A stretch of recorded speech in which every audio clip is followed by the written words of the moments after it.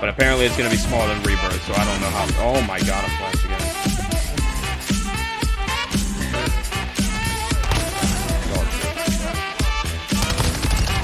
All of you.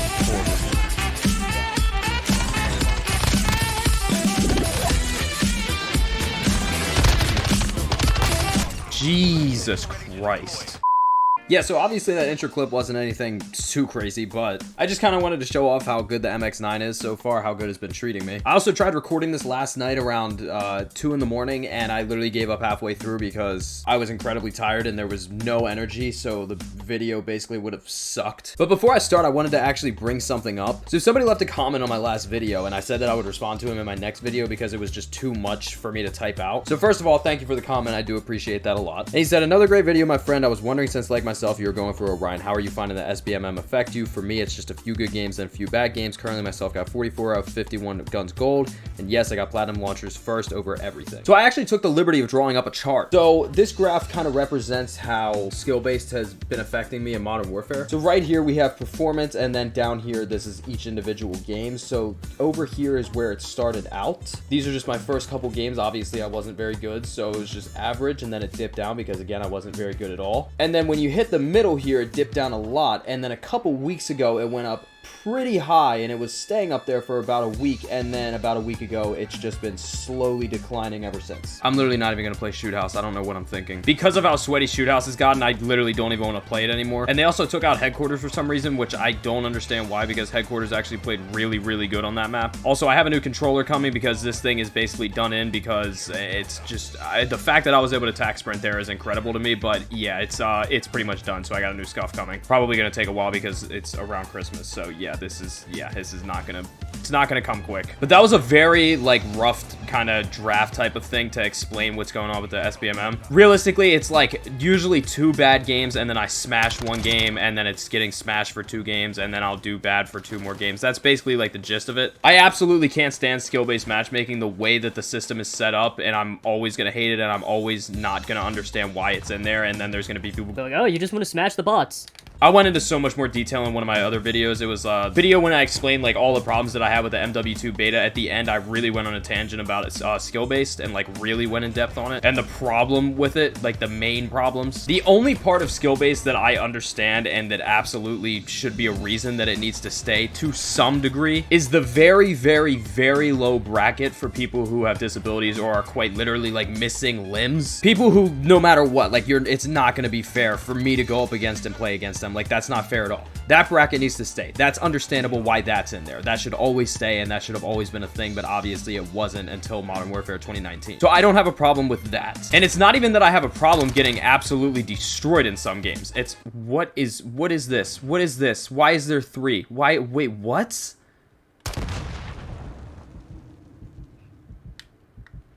How important is this flag to you?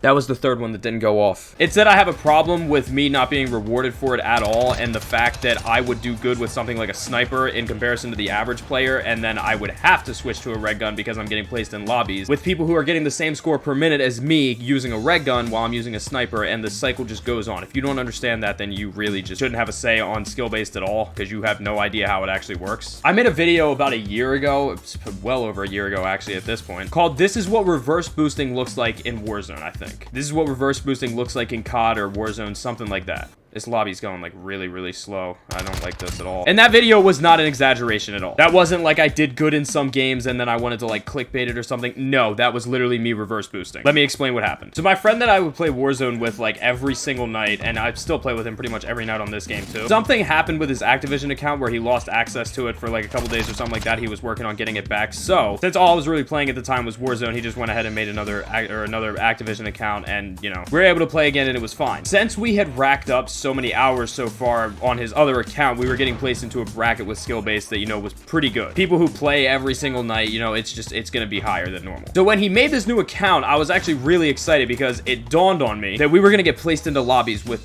fresh accounts or something towards that way, because if you're playing with somebody who has a new account, it's gonna kind of gear you more towards newer players instead of going the other way towards the more experienced player, because they want people to stay on this game, so they don't want a lot of people to get smashed their first game in. So I don't know if it was every game in that video, but it was like 80% of the video at least was the first like 2 or 3 games of him playing on that account and us queuing together, and the players that we got queued in with were literally bots. They had no idea what they were doing in comparison to what we were used to playing against. To an extent, I didn't know how strong skill-based was, and I kind of just denied it because I wanted it to, I don't know, I wanted to make myself feel better and not get as angry about it. But that confirmed it without any doubt whatsoever that skill-based is like strong in these newer Call of Duties. Because of the way that those guys were playing, there was just absolutely no chance that it wasn't. And then obviously we picked up like super quick, so the lobby started getting back to a normal-ish like 5 or 6 games in. That whole thing made me kind of angry, but I mean, it is what it is. Skill-based is going to stay because Activision, for whatever reason, wants to keep it in, and they don't want to come out with a ranked mode. It's just, it doesn't make sense. I had to come back to SHOOTHOUSE. That was just way too slow-paced. It's kind of like the same thing as the people who are like super happy that snipers don't one-shot anymore in Warzone because now they don't get lucky shotted from 500 meters away, when it's like, dude, if you got sniped from that far away, let's be realistic here. The bullet drop was crazy, and it probably took a while to line up the shots. Like, there's literally is no skill gap in this game already. Do you want there to be less? Again, I'm not saying the game's not fun, but there's no skill gap at all. You took out movement. That was the only skill gap Call of Duty had. Well, actually, it's not realistic for a soldier to be slide canceling. Shut the fuck up. Shut the fuck up. You want to know what else isn't realistic? Look at my gun. This is not realistic. Watch.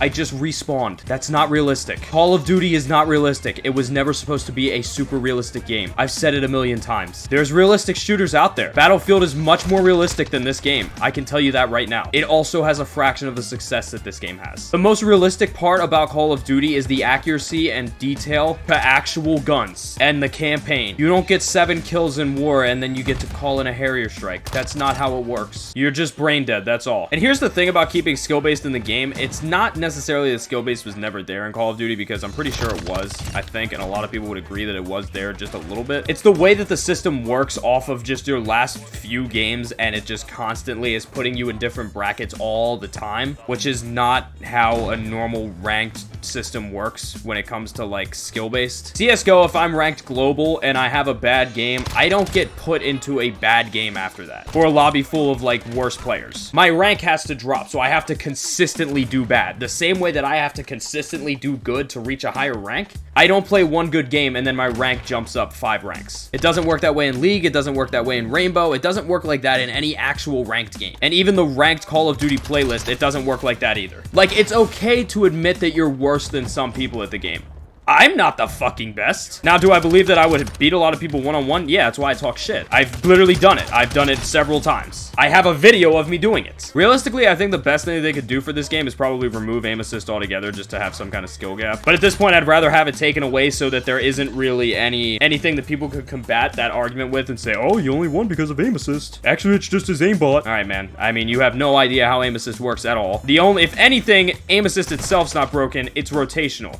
And you probably don't even know what that is. A lot of these people don't even understand the difference between aim assist and rotational aim assist, which is what people usually abuse on purpose. They just kind of use it to their advantage. And there's not really anything that you can do about that. That is the thing that people kind of abuse. And again, there's not really any way to fix that, except removing aim assist altogether. And we can tell from the way that Infinity Ward gears their games, the aim assist is not going anywhere.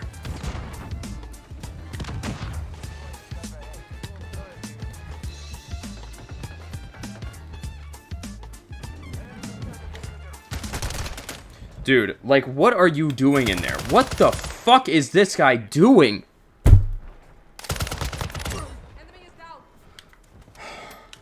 I mean, when you have players like that get rewarded for playing like that, yeah, I can tell you right now, aim assist and a skill gap is not, it's not going, you know. Aim assist isn't going anywhere and a skill gap isn't coming back. This guy and his deployable covers, I hope he's going for mounted kills. I mean, that's gotta be the case, right?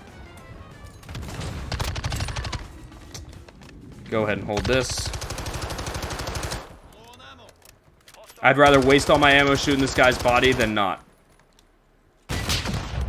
That felt better. But yeah, I hope that answers your question on how it's been affecting me. It's not good. It's never been good. Skill-based is there to punish good players and then, you know, help the players who are not very good. So that the players who are not very good can go, actually, I'm pretty good. I really want to win this game. The way these guys play makes me want to literally throw up.